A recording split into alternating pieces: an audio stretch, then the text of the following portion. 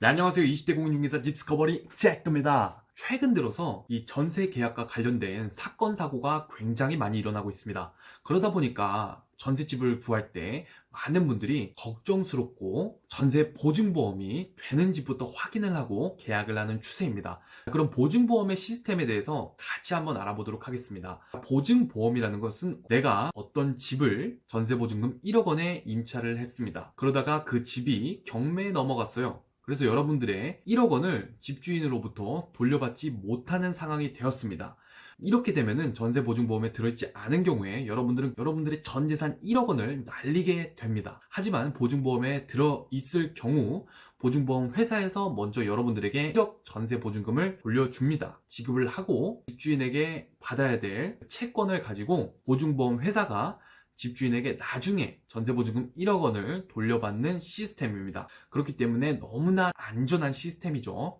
자, 그런데 보증보험 회사에서도 집이 안전한 주택일 경우에 가입을 해주겠죠. 그래서 보증보험을 가입하기 위해서는 일정한 요건이 있습니다.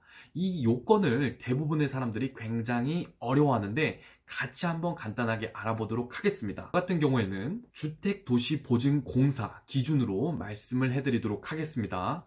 여러분들이 좀 더 보다 정확한 상담을 하기 위해서는 주택도시보증공사 상담 콜센터로 전화를 하세요. 전화번호는 1566-9009번입니다. 저 같은 경우도 상담원이랑 직접 통화를 해서 정확하게 안 내용인데요. 전화를 해보니까 이 상담사가 얼마나 극한 직업인지 알았습니다. 그 어려운 법률 용어와 권리 분석까지 해주면서 이 건물이 전세 보증보험이 되는지 안 되는지 정확하게 비율을 말해주면서 예측을 해줍니다. 통화 내용을 토대로 한번 여러분들께 알려드리도록 하겠습니다. 첫 번째, 이 전세 보증보험에 가입하기 위해서는 반드시 부동산을 통해서 한 계약서가 있어야 되고 그 계약서에 공인중개사의 날인이 반드시 필요합니다. 공인중개사의 날인이 있는 계약서를 가지고 있어야지만 보증보험 회사에서 가입을 시켜줍니다. 두 번째, 임대인이 외국인이어서는 보증보험이 불가능합니다. 한국 국적을 가지고 있는 한국인이어야지만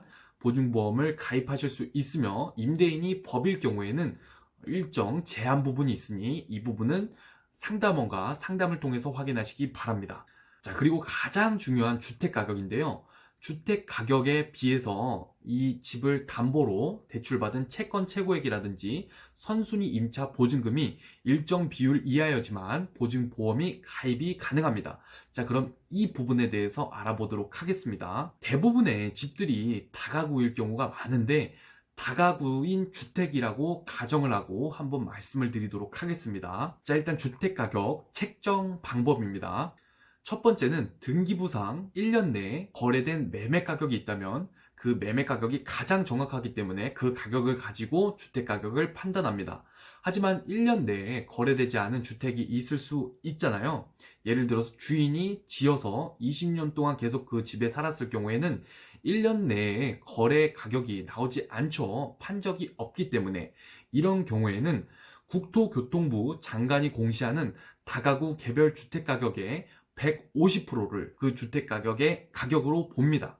그렇기 때문에 실거래가가 아니죠.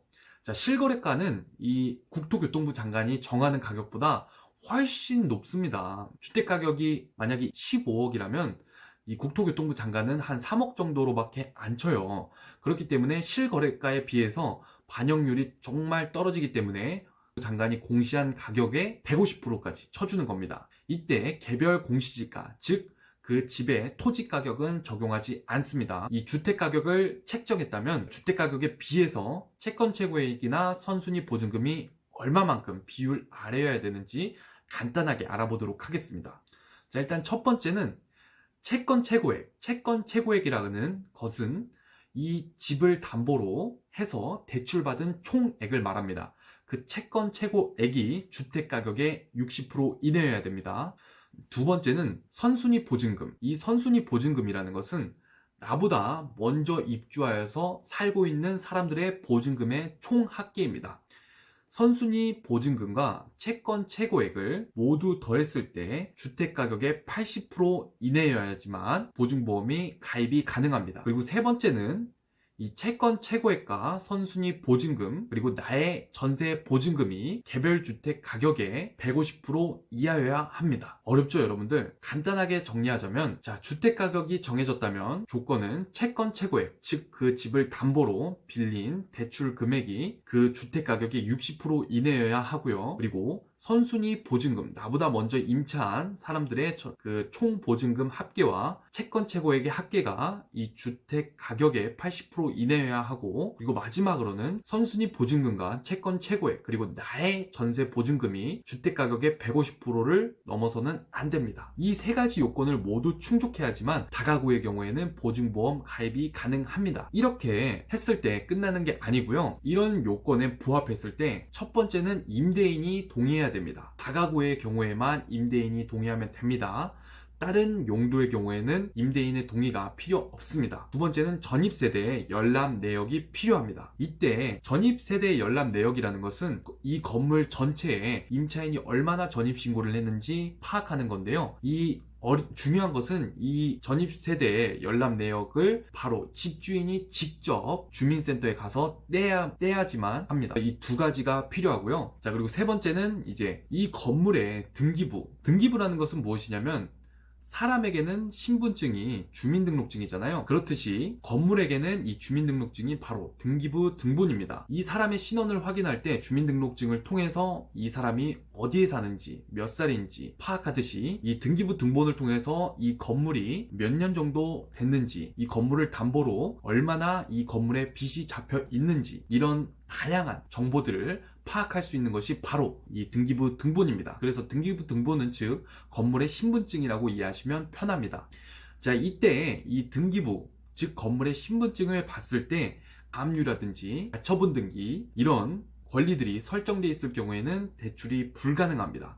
아주 위험한 권리들이기 때문이죠. 자, 그리고 전세권 설정을 했을 경우에는 보증보험에 가입할 수 없습니다. 자, 그렇기 때문에 여러분들이 원하는 집을 구했을 경우에 전세 보증보험을 들기 위해서는 전세권 설정을 하시면 안 됩니다. 자, 이렇게 조건을 다 갖춰서 보증보험에 가입했을 경우 임대인에게 이 보증보험 가입에 대한 통지가 가게 됩니다. 이 부분을 중개사를 통해서 임대인에게 통지가 되기 이전에 먼저 이런 부분을 모두 전달해 주는 게 임대인이 동의를 해주는데 좀 더 수월하겠죠. 그래서 이 계약을 했을 경우에 공인중개사 분에게 부탁해야 될 것은, 첫 번째, 임대인에게 보증보험 가입에 대해서 동의해 줄 것, 그 건물에 융자가 얼마나, 채권 최고액이 얼마나 잡혀 있는지, 그리고 임차 보증금 총 합계가 얼마인지 공개해 달라고 요구를 하셔야 되고, 이 집의 전입세대 열람 내역을 주민센터에 가서 뽑아달라고 미리 요청을 하셔야 되고요. 보증보험에 가입했을 경우 보증보험 가입에 대한 통지가 집주인에게 우편으로 갈 것이라는 것을 미리 얘기를 해주셔야지 나중에 문제 발생이 안 합니다. 네, 오늘은 이 다가구에 한정돼서 보증보험을 어떻게 설정할 수 있는지 조건을 살펴봤습니다. 여러분들도 직구할 때 이 보증보험 가입에 대해서 법률 용어가 많고 숫자가 튀어나오다 보니까 가입 요건이 어떻게 되는지, 내가 원하는 집이 가입이 가능한 건물인지 아닌지 헷갈리실 겁니다. 그럴 때는 제가 말한 방식대로 계산을 해보시고, 가장 정확한 방법은 제가 말씀드린 번호로 상담사와 직접 상담을 해보시는 게 가장 정확합니다. 엄청 자세하게 친절하게 알려주니까요, 꼭 통화를 해보시기 바랍니다. 자신의 전세보증금을 안전하게 지키면서 걱정 없이 그 집에서 지낼 수 있는 현명하고 똑똑한 임차인들이 되시기 바랍니다. 이상입니다. 아직도 좋아요와 구독, 알림 설정 안 누르셨어요? 구독 버튼 눌러주시면 여러분들이 원하시는 정보를 보다 재미있게 전달받으실 수 있을 겁니다. 다음 시간에 더 유익한 정보들로 뵙도록 할게요. 오늘도 이 말을 안 하면 아쉽겠죠? 모두 건물주 되세요.